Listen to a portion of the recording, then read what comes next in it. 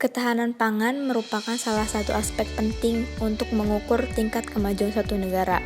Apabila suatu negara memiliki ketahanan pangan yang kuat, maka negara tersebut dapat dipastikan adalah negara maju. Pentingnya ketahanan pangan bagi masyarakat dapat diuraikan sebagai berikut. Yang pertama, ketahanan pangan berperan dalam pemenuhan gizi dan nutrisi masyarakat. Fungsi utama ketahanan pangan adalah sebagai pemenuh gizi masyarakat. Fungsi ketersediaan pangan bagi masyarakat merupakan fungsi primer atau fungsi utama. Dengan adanya ketersediaan pangan yang mumpuni, maka masyarakat di suatu negara dapat melakukan aktivitasnya seperti biasa untuk memenuhi kebutuhan hidupnya. Yang kedua, ketahanan pangan berdampak pada ketahanan suatu negara. Ketersediaan pangan di suatu negara akan berpengaruh pada kekuatan suatu negara. Oleh sebab itu, ketahanan pangan berbanding sejajar dengan kekuatan suatu negara. Contoh mudahnya, jika suatu negara tidak memiliki ketahanan pangan yang mumpuni, maka dapat dipastikan bahwa negara tersebut akan melakukan impor untuk memenuhi kebutuhan pangan masyarakatnya. Yang ketiga, ketahanan pangan berfungsi sebagai komoditas ekonomi suatu negara. Peran penting pangan bagi negara juga sebagai komoditas ekonomi yang bisa mendatangkan keuntungan. Contohnya, saat Indonesia memiliki ketahanan pangan yang sangat kuat dan menjadi lumbung padi dunia, tanaman pangan merupakan komoditas terbesar yang bisa dijual ke luar negeri dan menghasilkan pendapatan yang bisa dimanfaatkan bagi pemasukan negara. Dan yang terakhir, ketahanan pangan juga sangat penting untuk menentukan pembangunan negara. Dalam proses pembangunan suatu negara dibutuhkan individu dan masyarakat yang berkualitas tinggi sehingga peradaban di suatu negara dapat dilakukan.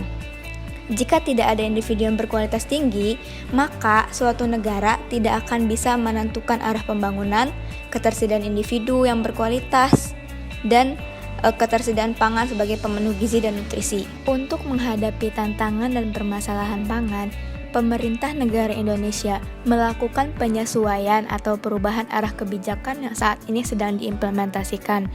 Perubahan itu meliputi tujuan, cara, dan sasaran pembangunan ketahanan pangan. Mari kita jelaskan secara mendetail satu persatu. Yang pertama adalah tujuan. Swasembada pangan dirubah menjadi kemandirian pangan.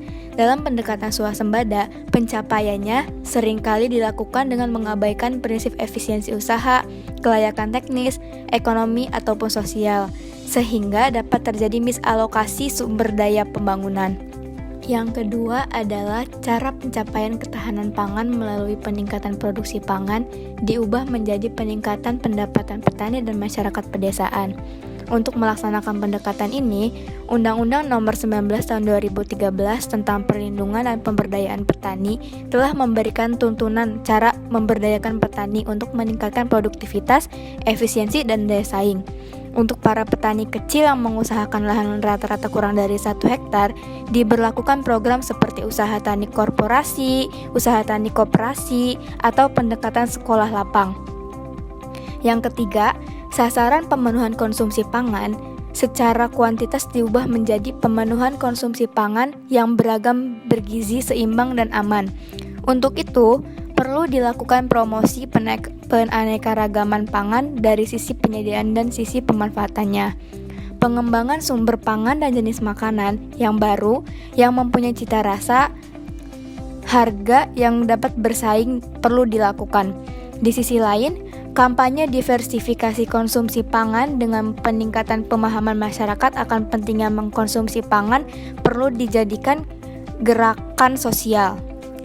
Strategi menuju ketahanan pangan Indonesia berkelanjutan 2025 dikelompokkan menurut subsistem dalam sistem ketahanan pangan seperti diatur dalam Undang-Undang Pangan, yaitu ketersediaan pangan, keterjangkauan pangan, dan pemanfaatan pangan. Untuk mencapai ketahanan pangan nasional, pemerintah negara Indonesia melakukan sedikitnya 4 hal. Yang pertama, yaitu mengembangkan komoditas pangan lokal sesuai potensi sumber daya dan pola konsumsi setempat, dengan peningkatan ketersediaan pangan di tingkat rumah tangga. Yang kedua, peningkatan produktivitas pertanian melalui akselerasi pemanfaatan teknologi sesuai dengan kapasitas sumber daya manusia setempat. Yang ketiga, pembinaan dan pendampingan secara intensif dan berkelanjutan pada program-program pemberdayaan masyarakat yang tujuannya untuk meningkatkan kapasitas sumber daya manusia. Dan yang terakhir adalah meningkatkan kesejahteraan masyarakat melalui peningkatan ketahanan pangan rumah tangga untuk menguatkan jejaring kerja dan komitmen seluruh pemangku kepentingan. Dalam mengupayakan ketahanan pangan nasional, tentu saja pemerintah negara Indonesia mengalami beberapa hambatan. Hambatan-hambatan itu disebabkan oleh beberapa faktor. Di antaranya, yang pertama adalah adanya keterbatasan sumber daya manusia. Yang kedua, luas lahan yang sempit. Yang ketiga, terbatasnya akses terhadap dukungan layanan pembiayaan. Yang keempat, tidak adanya akses terhadap informasi dan teknologi yang lebih baik. Yang kelima, infrastruktur produksi yang tidak memadai. Yang keenam, adanya kondisi iklim yang tidak menentu, menyebabkan sering terjadi pergeseran penanaman. Yang ketujuh, masa pemanenan yang tidak merata sepanjang tahun. Dan yang terakhir adalah timbulnya bencana yang tidak dapat terduga seperti banjir, longsor, kekeringan, dan lain-lain. Maka dari itu, kita sebagai warga negara Indonesia harus mendukung upaya yang dilakukan oleh pemerintah. Dengan mendukung upaya pemerintah, berarti kita juga ikut serta dalam upaya membangun ketahanan pangan nasional.